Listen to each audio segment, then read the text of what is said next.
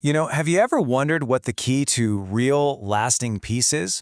What if it isn't about getting more, but about letting go?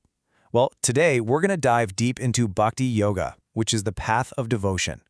We'll unpack some truly timeless teachings on faith, surrender, and the hunt for something permanent in a world that, let's face it, is always changing. So our journey really kicks off with this massive question. Think about it. We live in a world where pretty much everything, our youth, our money, even our relationships, it's all temporary. It's kind of like a dream that you know is going to end. So in the middle of all that, what is it that actually lasts? The great poet Saint Mirabai just nails this feeling perfectly. She says, nothing here is stable. We're all just guests visiting for a little while. And it's that deep, gut-level feeling of impermanence that really lights a fire in people to search for something that will never, ever fade away. Okay, so where in the world does a search like that even begin? Well, according to these teachings, it all starts by just facing the truth of our existence head-on, the fact that this world is temporary.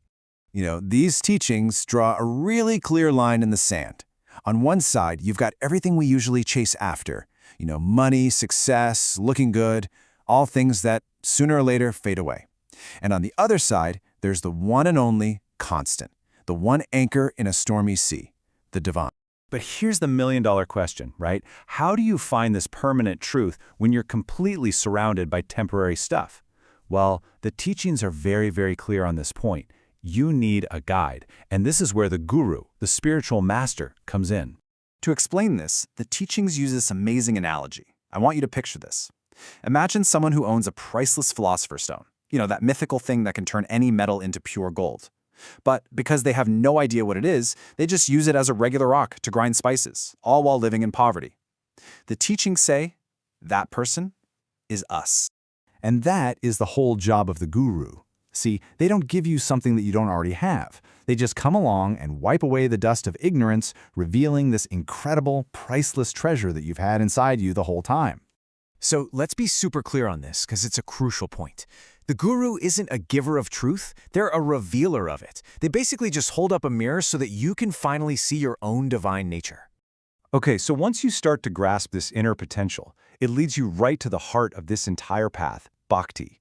And what is bhakti? It's this unwavering, all-in kind of devotion that basically acts like a powerful shield against anything life can throw at you. And the life of Mirabai is held up as the ultimate example of this power. I mean, to test her faith, her own family put her through these unbelievable trials. They literally gave her a cup of deadly poison, sent her a basket with a venomous snake inside, and she even faced a king coming at her with a drawn sword. And here's where the story gets incredible. In every single one of those situations, her absolute total devotion miraculously transformed the threat. The poison turned into sweet nectar. The snake wrapped around her neck like it was a garland of flowers. And when the king went to strike her, he suddenly saw 4 identical mirrors standing in front of him, totally confused. So the point here is really simple, but it's so profound. Ego can never ever defeat true devotion. It's like a little pebble trying to shatter a diamond, or darkness trying to snuff out the light. It's just not going to happen. Devotion is just a more powerful, more fundamental force. All right, so if devotion is that powerful, how do you actually build it?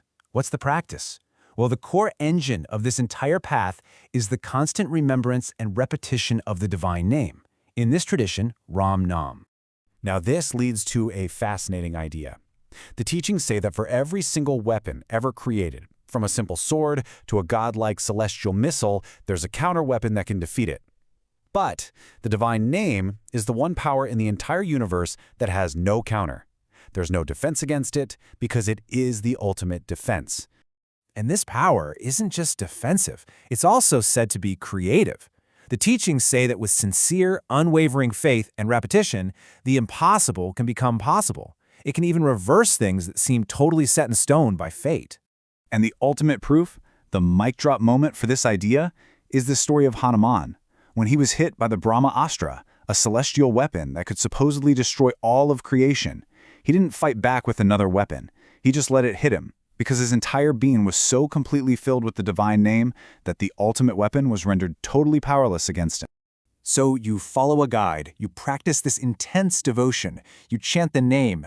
Where does this all lead? Well, it all culminates in this final, essential step, finding complete and total safety in God's refuge. And this brings us to the ultimate promise. The teachings give this direct assurance from the divine, saying that anyone who comes seeking shelter, filled with fear, will be protected with the same ferocity that one protects their own life. It's an absolute guarantee of safety. So we're left with one final piercing question from these teachings, one that's really meant for all of us to chew on. In the crazy rush of our daily lives, are we leaving God behind for the sake of the world, or are we willing to leave the world behind for the sake of God? It's a challenge, really, to take an honest look at our own priorities and decide what truly comes first.